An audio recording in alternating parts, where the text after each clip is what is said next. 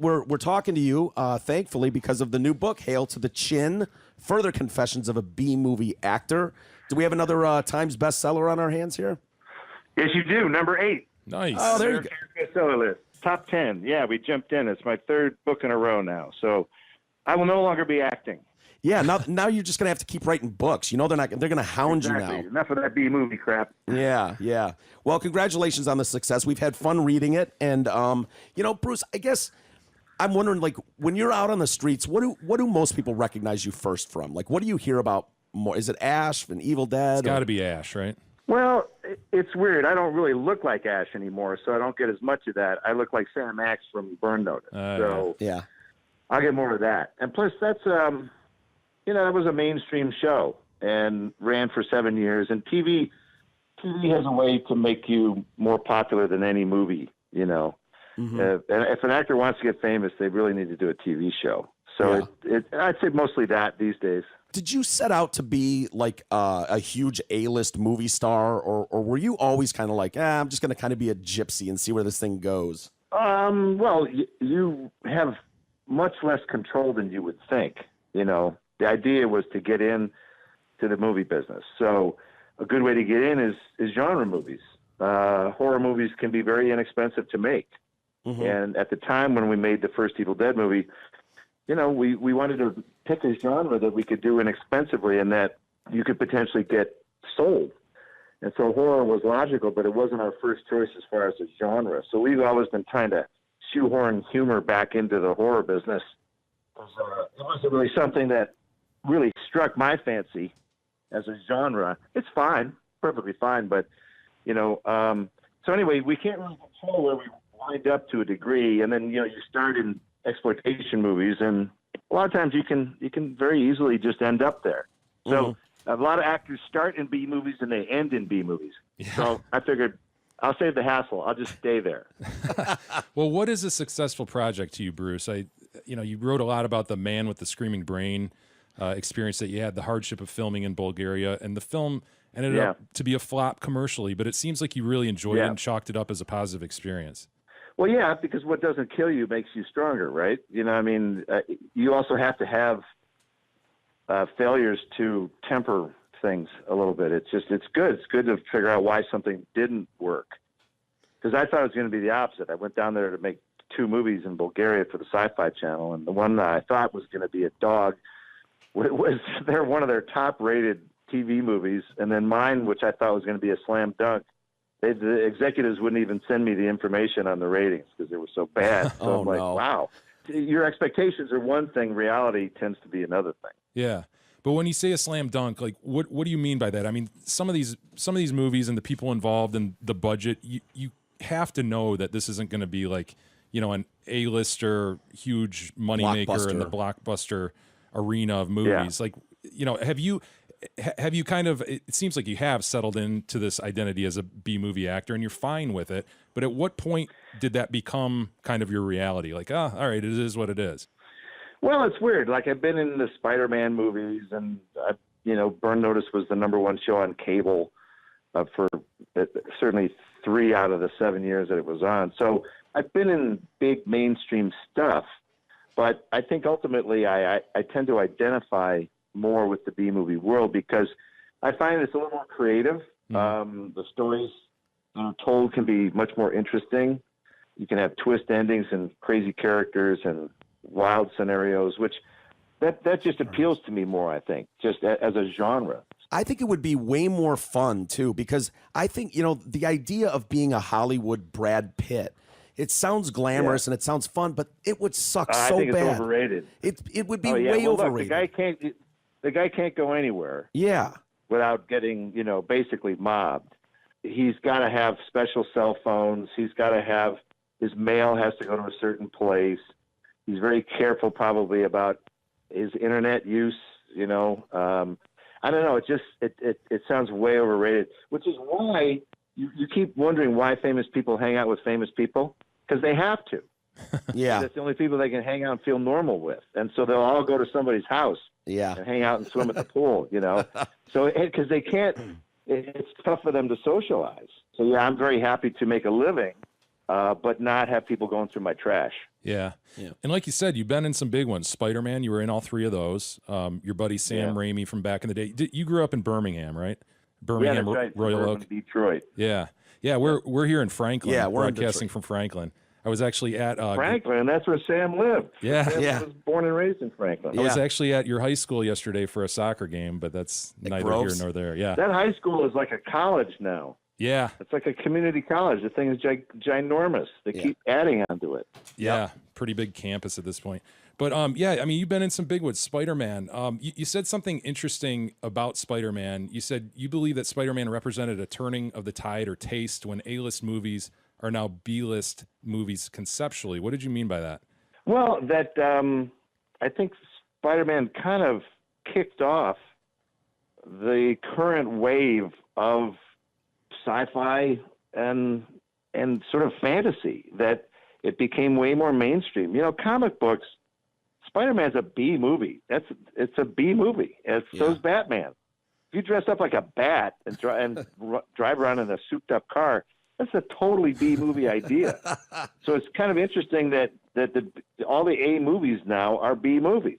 So I feel vindicated in a way. Yeah. Well, will it ever go back to like this high-minded? Because I think I've sort of been objecting to that. Like, oh, I'm just sick of these CGI. Yeah, the over CGI'd movies, the superheroes all the time. The lack of like a unique concept. Will it ever bounce back, you think, or are we here stuck? It depends on where we are as a species. I think we were more serious in the 70s. We're frivolous now. Yeah. We don't pay attention to anything anymore. Like we binge watch. That's how we pay attention now. Mm-hmm. We binge watch at home. We'll watch a whole half of a season over a weekend. But I think we're not taking. I think we want, when times get a little weird, we want movies to make us feel happy and comfortable. And so we have a lot of hero movies out now, because I think we're kind of short on heroes in real life. We don't see them. We don't see them in government. We don't see them representing us in our daily lives, you know, or sometimes our boss is a butthead, you know, or whatever the scenario is. If our society's in a weird spot, movies tend to reflect that by either going, hey, don't worry, be happy. You know, during the Depression, that was when all the Busby Berkeley musicals were big. You know, no one has a pot to piss in, but let's show them these splashy, fun musicals and just take your mind away from your soup kitchen line, right? For a little bit. It's the same theory, I think, now. Is that storyline exclusive to American filmmaking? Because the idea of tragedy. Because Europeans, they care about completely different things. Europeans, as an example, they have no problem with sex whatsoever, right? Because they have no issue with sex. They have an issue with violence. So their movies, you know, you'll see way more sex and way less violence. And the violence in a foreign movie is not treated in the super slow-mo cool way with, you know, your shells coming out of the gun, super slow-mo with a grimace on your face. We stylize that. We make it, our violence is way more almost arty now. We're always going to do Westerns because Westerns are cool, and guns, and we're always going to do cop movies because they have guns. Hero. You know, we're a little gun crazy here, and that's why people need to get out more to see other countries. I really would make it mandatory. By the time you turn 18, you actually have to leave the United States for 1 year. That'd be interesting. I've gone to the Italian Film Festival, been dragged there the last few years, and I noticed it. It's like I'm so ingrained in like, okay, well, where's the hero going to come in and people just look normal. They're not all tens. They're not all beautiful. They're not all buffed up. No, they're people with bags under their eyes and crappy teeth and ugly hair and and they're having sex, and I'm watching them have sex. You know? They just want to drink coffee and smoke cigarettes. You know, exactly. I don't know. It's just a different sensibility. So therefore, it's reflected in their entertainment. We're sort of a virus. Our movies are spreading very much across the world. We are the standard bearers for motion pictures still. Well, speaking of other countries, you did some USO work over in Iraq, Kuwait back in the day. How life altering was that experience? Well, it's a great reality check because I've played soldiers, but I don't know if I would have the balls to actually be a soldier to put my dingleberries on the line, you know. So it was great to see that, and it was a privilege because, you know, the average actor, unless you're Sean Penn, you can't just run over to a war zone and go, hey, what's going on? You just can't do it. You're not allowed. Yeah. You're not welcome. And so in that case, I felt like we got a very privileged behind the scenes peek, including the Walter Reed Hospital. We figured our tour over there wasn't complete unless we went to see where the river met the road, the final end result of their sacrifice. Yeah. This is very sobering, incredibly sobering, and they were very glad to see us. They were thrilled that we went over there, and because we went to these crappy little bases outside of Baghdad, and these only had a couple hundred guys at these bases, and they're like, "What are you guys doing here?" We're like, "What are you doing here?" So to take their mind off that. A 19-year-old kid from Wisconsin who's up in a grain tower watching an empty field all night. Yeah. Mm-hmm. It's just very interesting to see it. Boy, are they young. Yeah. You get them young. Yeah, well, you said a commanding officer told me, he goes, with soldiers, there's about a 4-year window between like 18 and 22 where you go, get up that hill. The bad guys are up on that hill. And they go, right, okay, let's go get those bad guys. But after about 22, you go, that last time we went up that hill, that didn't work so good. Yeah. So I think that's why our fine men and women are young, because they're at the mindset where things are still black and white. Yeah. Well, hey, you got to stay in Saddam's palace, I believe, when you were over there. One of his crappy palaces. It's all for show. It felt very Las Vegas. Like he had in one of his palaces, he had the largest chandelier in the world, but it was plastic. Of course it was. He's got these big. It's this palace where we stayed. Big columns, very regal looking, but at the base of it, you see that it's cracked and dirt is coming out of it. It was a hollow tube that they just filled with dirt. So it's all show. It's all smoke and mirrors. That was Saddam's whole, he was all full of crap. One of the things I found really fascinating in your book, again, it's Hail to the Chin by Bruce Campbell, was about you were talking about filming 2 things in Bulgaria, and it just sounds insane over there. I think communism had recently fallen, and what that's like to see. It was a place in transition, big time transition, but still had a very Russian influence. The weirdest cars you've ever seen. Nobody spoke English. And that was really surprising to me. And it made me realize that in the Eastern Bloc, English was not part of their game. In Europe, they all speak English. Right. But in Eastern Europe, they were like, no, we're not going to play any American game. We're not going to learn English. They had no interest, no desire. And so it was, we were there because the average Bulgarian at the time that we were there made $110 a month. Labor costs. We were not there because it was a great place to make movies. We were there because it was CHEAP. Yeah. Well, I found it, the fascinating part to me was like the idea of a society crumbling, and like it's hard to wrap my head around the idea that the state, okay, well, who owns this now? Who owns this house? Imagine if our system of government fell, just imagine. Then it would basically go mafia. Right. And so what they did is when communism fell, they all grabbed for power. The people who were the leaders in the communist world, they all just went underground and started to run things in their own way. And the mafia was very much in control when we were there. There was mafia executions several times that were in the news.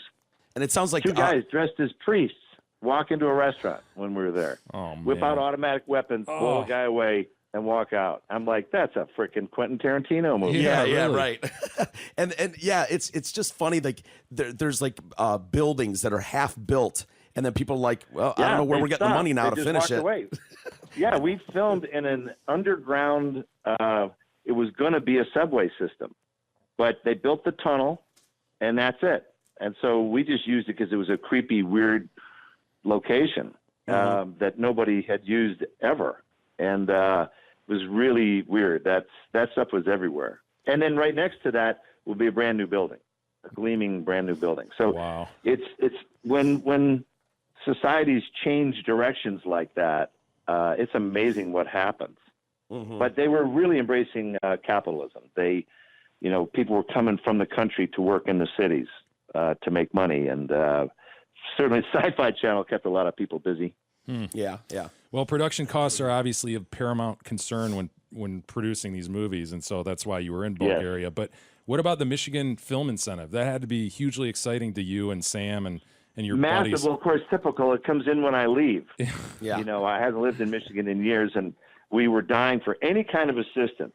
All the years that we were there, we were really hoping they'd have a good film commission, that this would happen, and sure enough, they got it going right as I left. So the timing was perfect. Yeah. Yeah. But you And, did come back for they've Oz, since right? Killed it. They've killed it. Yeah. I think Oz the Great and Powerful was the last one to use the Michigan incentive because it sucked all the air out of the room. Yeah, it did. That big production studio over on South Boulevard and Opdyke, is that where you did your scenes for that? Yeah, and that place almost went under because they built it partly because of this incentive. You know, if we have all these movies being made in Michigan, well, doggone it, let's make a proper stage. And so it's a beautiful facility. Yeah. Batman versus Superman Yep. shot there. So Yeah. it can handle. What's cool about it, you know, these things are iffy. It's so big, it can really only be used by really big movies. So the good news for that stage ultimately is that because it's so big, it's one of the biggest stages between New York and Los Angeles. So it'll probably always be rented because stage space is still always such a premium. Yeah. Well, you said Oz was the biggest budget movie you'd ever been a part of, and then your role and scene was immediately cut. How did that feel? Your buddy's directing this thing, and your scene is just cut out of it. Well, we butchered it. I'm still in it, but it went from shooting for 4 days to 2 days to 1 day. Yeah. I think they realized that they had bigger fish to fry. When you work on something that big, it really is. I'm the least of their worries. Did James Franco have a role in getting that scene back implemented into the movie?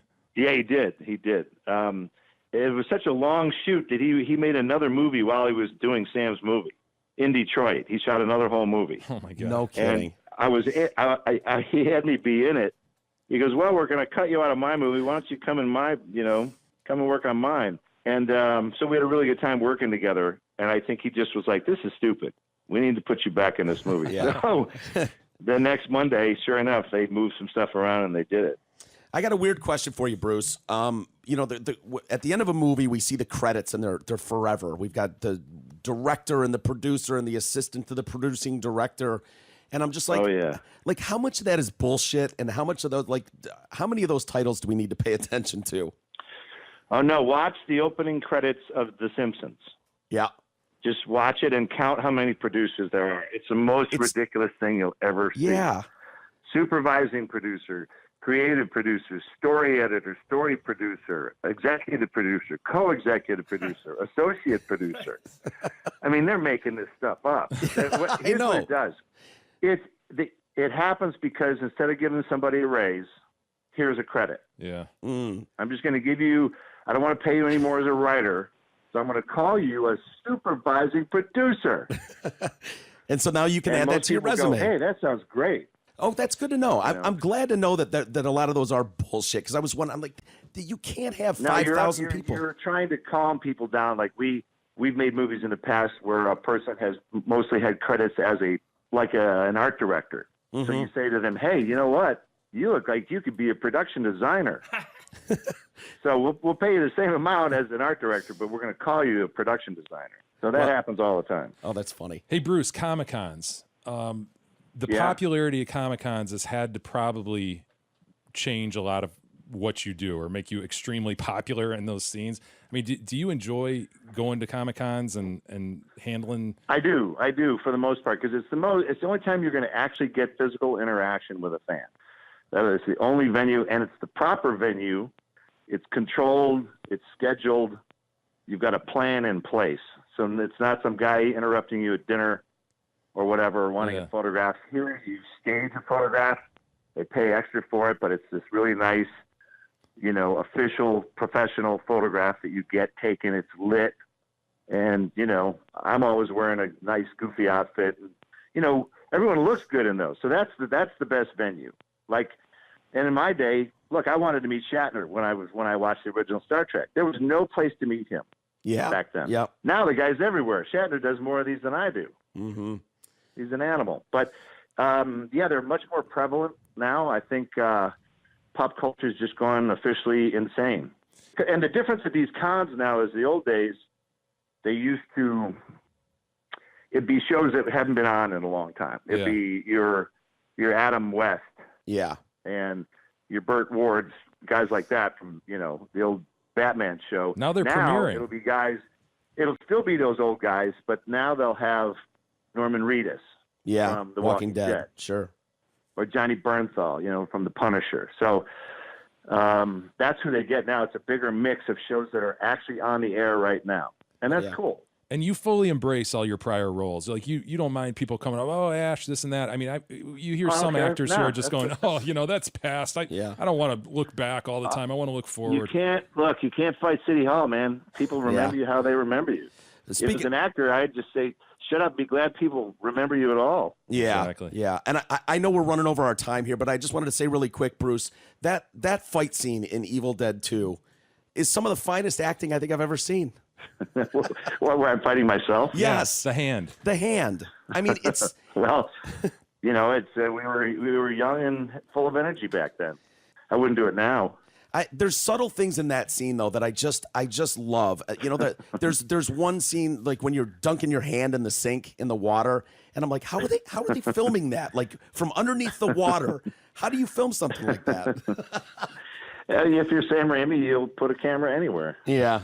Well, it's exceptional stuff, man. And thank you so much for the time today. Hail to the chin. Hey, gentlemen. Further confessions of a B movie actor. Thanks, Bruce. Thank you. Thank you very much.